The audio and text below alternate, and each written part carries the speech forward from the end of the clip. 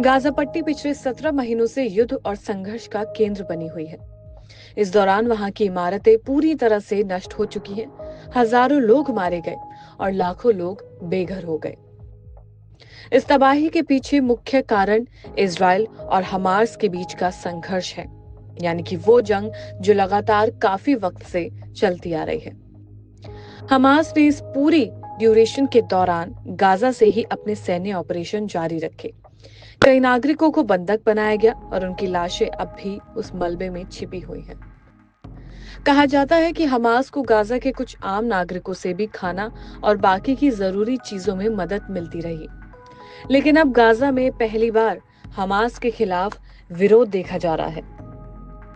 Hamas को दुनिया के ज्यादातर देश आतंकवादी संगठन मान चुके हैं, लेकिन गाजा पट्टी के फिलिस्तीनी नागरिकों के लिए ये संगठन उनके राजनीतिक और सामाजिक संघर्ष का हिस्सा भी रहा है। हालांकि हमास कोई बाहरी संगठन नहीं है, बल्कि इसे गाजा के ही स्थानीय लोगों ने बनाया है। 1980 के दशक में जब फिलिस्तीन में इजराइल के खिलाफ विद्रोह हुआ, तब इस संगठन की नींव रखी गई। इसके संस्थापक शेख अहमद यासिन और मोहम्मद ताहा थे, जो खुद गाजा पट्टी के नागरिक थे।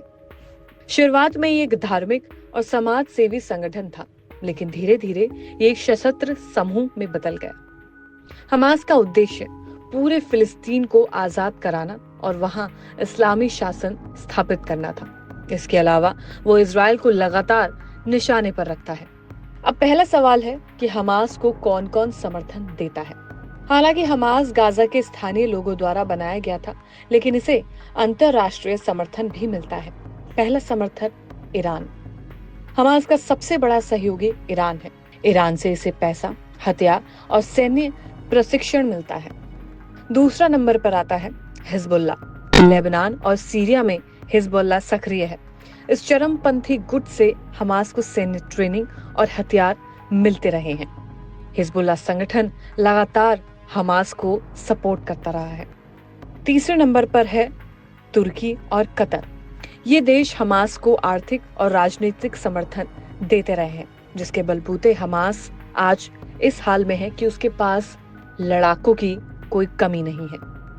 इस अंतरराष्ट्रीय समर्थन के कारण हमास लंबे समय तक गाजा में मजबूत बना रहा, लेकिन वक्त के साथ इनकी नीतियां गाजा के लोगों पर भारी पड़ने लगी और लोग धीरे धीरे इससे दूरी बनाने लगे। अक्टूबर 2023 में हमास ने इजराइल पर हमला किया, जिसमें सैकड़ों नागरिक मारे गए और कई लोग बंधक बना लिए गए। इसके बाद इजराइल ने हमास के खिलाफ सैन्य अभियान छेड़ दिया, जिससे गाजा पट्टी के हालात और भी ज्यादा खराब हो गए। इस दौरान ये भी आरोप लगे कि गाजा के लोग खुद हमास के लड़ाकों को छिपा रहे हैं। लेकिन इस स्थिति के 3 सबसे बड़े पहलू हैं। सबसे बड़ा पहलू है समर्थक। कुछ लोग हमास के कट्टर समर्थक हैं और उसकी हर संभव मदद करते हैं, फिर चाहे वो हथियार दिलाना हो, खाना देना हो या फिर किसी भी तरह की कोई भी मदद हो। दूसरा कारण है मजबूरी में मदद करना। कुछ लोग डर के कारण हमास को शरण देते हैं, क्योंकि अगर वो मना करते हैं तो उन्हें सजा मिल सकती है या वो संदेह के घेरे में आ सकते हैं या फिर उनके परिवार पर एक बहुत बड़ा खतरा मंडरा सकता है। इसका मतलब कुछ लोगों को मजबूरी में हमास की मदद करनी पड़ती है। तीसरा कारण है हमास से दूरी चाहने वाले लोग। कुछ लोग पूरी तरह हमास से अलग रहना चाहते हैं, लेकिन युद्ध के हालात के कारण वो फंस जाते हैं और मजबूरी में हमास की मान बात लेते हैं। कुछ लोग पूरी तरह से हमास से अलग रहना चाहते हैं, लेकिन युद्ध के हालात के कारण वो फंस जाते हैं और मजबूरी में हमास की बात मान लेते हैं। गाजा में कोई अलग से सरकार नहीं है, इसलिए चाहकर भी हमास पूरी तरह दूर नहीं हो सकता। जनवरी 2006 में गाजा और वेस्ट बैंक में संसदीय चुनाव हुए थे। इसमें 2 प्रमुख पार्टियां थी। पहली पार्टी है फतह पार्टी, जिसका नेतृत्व महमूद अब्बास कर रहे थे। दूसरी पार्टी है हमास, जो पहली बार चुनाव में उतरा था। हमास ने इस चुनाव में बहुमत हासिल कर लिया, लेकिन उस समय राष्ट्रपति महमूद अब्बास फतह पार्टी से थे। इसके चलते दोनों के बीच सत्ता संघर्ष शुरू हो गया।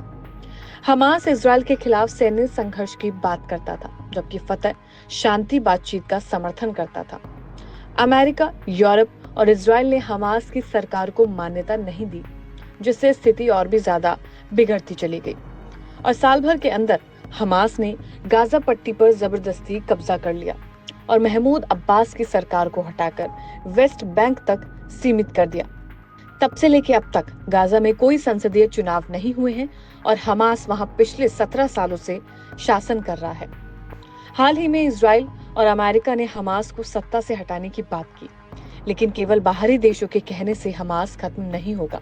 इसके लिए जरूरी है कि गाजा के स्थानीय लोग हमास के खिलाफ विद्रोह करें।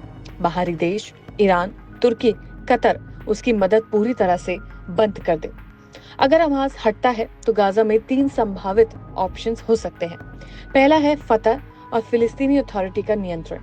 फतह पार्टी और फिलिस्तीनी अथॉरिटी को गाजा का नियंत्रण दिया जा सकता है, लेकिन दिक्कत यह है कि गाजा के लोग इसे इजराइल के प्रति नरम रुख अपनाने के लिए जिम्मेदार मानते हैं। दूसरा है यूएन की शांति सेना। अगर गाजा में बहुत ज्यादा राजनीतिक अस्थिरता बढ़ती है तो वहां कुछ समय के लिए संयुक्त राष्ट्र की अंतर्राष्ट्रीय शांति सेना तैनात की जा सकती है। तीसरा है चरमपंथी गुटों का कब्जा, जो कि एक सबसे खतरनाक विकल्प साबित हो सकता है। अगर हमास हटने के बाद भी गाजा में कोई मजबूत सरकार नहीं बनती तो वहां आईएसआईएस यानी कि इस्लामिक स्टेट जैसे चरमपंथी गुट आ सकते हैं। ये स्थिति सबसे ज्यादा खतरनाक होगी क्योंकि इससे गाजा और पूरे क्षेत्र में हिंसा और बढ़ सकती है। गाजा पट्टी की स्थिति बेहद गंभीर और जटिल दिखाई देती है। हमास की स्थापना एक समाज सेवी संगठन के रूप में हुई थी, लेकिन बाद में ये एक सशस्त्र संगठन बन गया।